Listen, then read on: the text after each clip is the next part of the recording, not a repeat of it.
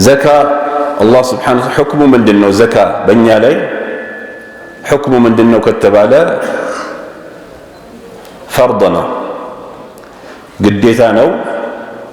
ከዛም አልፎ ሚን አርካን ልእስላም ነው። አላህ ስብሓነሁ ወተዓላ እንደሚለው ወአቂሙ ሰላተ ወአቱ ዘካ፣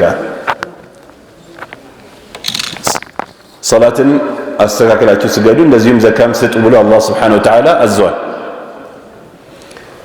እንደዚሁ ነቢያችን ሰለላሁ ዐለይሂ ወሰለም እንዳሉት ቡኒየ ልኢስላሙ ዐላ ኸምስ ሸሃደቲ አን ላ ኢላሃ ኢለላህ ወአነ ሙሐመደን ረሱሉላህ ወኢቃሚ ሰላህ ወኢታኢ ዘካ ወሰውሚ ወሐጅ ልበይት መን ኢስተጣዐ ኢለይሂ ሰቢላ። እንደዚሁ ዑለሞች በአጠቃላይ ስምምነት አላቸው ዘካተል ማል ግዴታ እንደሆነ ማለት ነው። ይህም ስለሆነ አንድ ሰው በሙስሊሞች መካከል እየኖረ ዘካተል ማልን ግዴታ አይደለም ካለ ይሄ ከእስልምና ያስወጣዋል። ይሄ ከእስልምና የሚያስወጣው ነው። ዘካ ግዴታ ከመሆኑም ጋር ለየት የሚያደርጉት አንዳንድ ነገሮች አሉ።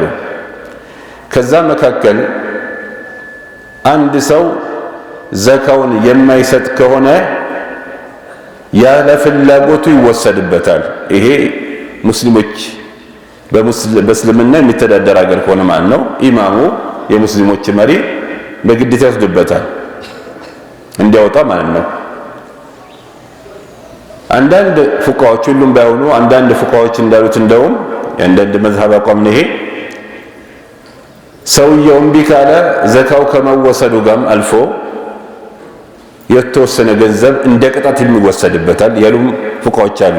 ራጂህ ቃል ነው ባንልም እዚህ ደረጃ ጥብቅ ነው ማለት ነው። እንደዚሁ